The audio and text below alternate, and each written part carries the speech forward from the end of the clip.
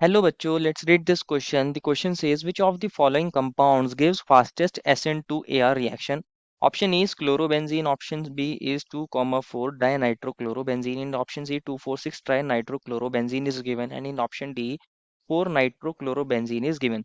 बच्चों हमें बताना है कि यहाँ हमारे पास ascent to AR reaction fastest कौन देगा, किसके केस में फास्टेस्ट हो जाएगी। तो फर्स्ट ऑफ ऑल बात करते हैं इस क्वेश्चन में हमारे की कंसेप्ट के बारे में कि कंसेप्ट क्या होगा बच्चों। हमारे पास जो एसएन टू एआर रिएक्शन है, अगर हमारे पास बेंजीन रिंग के ऊपर इलेक्ट्रॉन विड्रॉइंग ग्रुप्स होते हैं तो वो हमारे एसएन टू एआर रिएक्शन के रेट को एनहेंस कर देते हैं।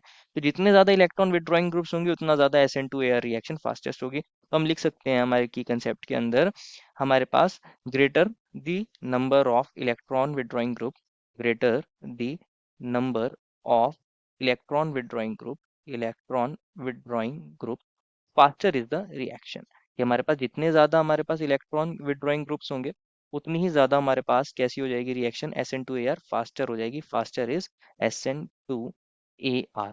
लेकिन हमारे पास ऐसा क्यों हो रहा है इसको समझना पड़ेगा हमारे S N two A R के रिएक्शन के एक एग्जाम्पल से। समझते हैं क्या होता है S N two A R reaction के अंदर। मान लीजिए मेरे पास ये एक बेंजीन रिंग है और यहाँ पे क्योंकि हमारे पास जितने भी ग्रुप दिए हैं हमारे क्लोरीन क्लोरीन के अलावा सारे के सारे NO2 हैं, तो मैं मान लेता हूँ यहाँ मेरे पास Cl है। कौन है? Cl है। और यहाँ मैं पैरा पोजीशन पर कौन ले लेता हूँ? NO2 को ले सकता हूँ। और ये मेरे पास पाई बॉन्ड सिस्टम है। अगर हम इसकी एक न्यूक्लियोफाइल से रिएक्शन कराते हैं बच्चों तो क्या होता है इसके अंदर, हमारे पास जो न्यूक्लियोफाइल है बच्चों वो क्या काम करेगा, यहाँ पे ऐसे अटैक करेगा और ये वाला पाई बॉन्ड हमारा इस पर शिफ्ट हो जाएगा। तो क्या हो रहा है यहाँ पे हमारे पास, ये हमारा Cl अटैच था बच्चों और एक यहाँ हमारे पास न्यूक्लियोफाइल आ गया है और यहाँ आ गया होगा हमारे पास नेगेटिव चार्ज और ये हमारे पाई बॉन्ड्स है और यहाँ मेरा NO2 है। इस तरह कुछ रिएक्शन यहाँ पे होती है। अब ये जो मेरा एनायन बना है ये इंटरमीडिएट एनायन है। कौन है? एक इंटरमीडिएट है और एनायन बना है।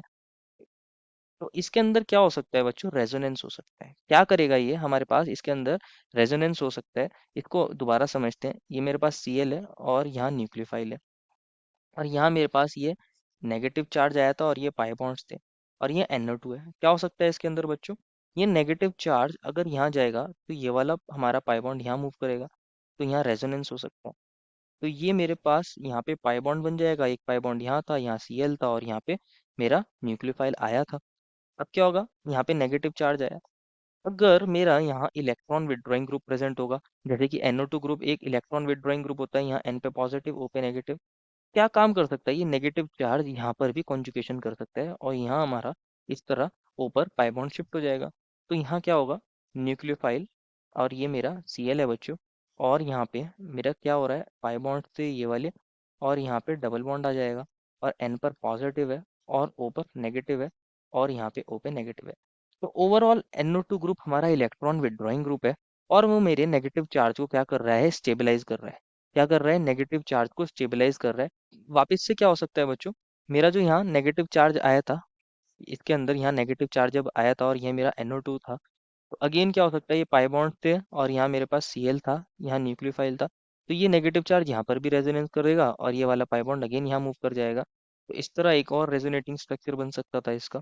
यहाँ हमारे पास पाई बॉन्ड्स आ जाए, यहाँ पाई बॉन्ड, यहाँ नेगेटिव चार्ज, यहाँ मेरा Cl एटम अटैच है और यहाँ मेरा न्यूक्लियोफाइल आया है और यहाँ मेरे पास NO2 आया है और ये नेगेटिव चार्ज वापस यहाँ जाए और यहाँ से Cl नेगेटिव निकल जाएगा तो हमारा सब्स्टिट्यूशन हो जाएगा और मेरे पास यहाँ न्यूक्लियोफाइल आ जाएगा और यहाँ मेरे पास कौन है बच्चों?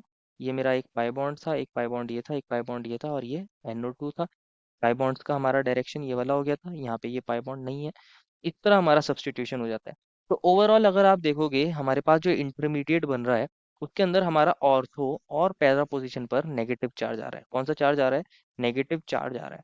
और अगर हमारे पास electron withdrawing group NO2 group जैसे कि ऑर्थो और पैरा पोजीशन पर प्रेजेंट होंगे, वो हमारे नेगेटिव चार्ज को क्या करेंगे? स्टेबलाइज करेंगे। कि जो हमारे पास NO2 ग्रुप होगा वो क्या करेगा? स्टेबलाइज करेगा और जितने ज्यादा NO2 ग्रुप होंगे वो उतना ज्यादा स्टेबलाइज करेंगे हमारे नेगेटिव चार्ज को। तो इसको अब हम समझ सकते हैं कैसे। मेरे पास फर्स्ट केस में ऑप्शन ए के अंदर कोई भी NO2 ग्रुप नहीं है तो कोई भी स्टेबलाइजिंग फैक्टर नहीं है। ऑप्शन बी के अंदर अगर मैं बात करूं option A B C D की, ऑप्शन ए के अंदर कोई भी NO2 नहीं है, कोई NO2 नहीं है, एक भी इलेक्ट्रॉन विड्रॉइंग ग्रुप नहीं है। ऑप्शन बी के अंदर टू NO2 ग्रुप्स हैं ऑर्थो और पैरा पोजीशन पर, तो ये दो NO2 ग्रुप स्टेबलाइज करेंगे। ऑप्शन सी के अंदर 2 4 6 तीन NO2 ग्रुप प्रेजेंट है और ऑर्थो और पैरा पोजीशन पर है, ये तीनों ही स्टेबलाइज करेंगे हमारे नेगेटिव चार्ज को। और ऑप्शन डी के अंदर बच्चों हमारे एक ही NO2 ग्रुप दिया है वो पैरा पोजीशन पर, तो ये क्या करेगा, ये भी स्टेबलाइज करेगा लेकिन कम करेगा as compare to 3 NO2 group. तो सबसे ज्यादा स्टेबलाइजेशन कहाँ देखने को मिलेगा, सी ऑप्शन में। तो सबसे ज्यादा रेट फास्टेस्ट किस में होगा, हमारा सी में होगा। सी के इसमें हमारा रेट सबसे फास्टेस्ट होगा, क्योंकि यहाँ तीन तीन इलेक्ट्रॉन विथड्रॉइंग ग्रुप है जो हमारे नेगेटिव चार्ज को, इंटरमीडिएट एनायन को स्टेबलाइज करने का काम करेंगे। तो SN2AR फास्टेस्ट हो जाएगा ऑप्शन सी के अंदर। देखो final answer is option number C. I hope you understood it well and best of luck.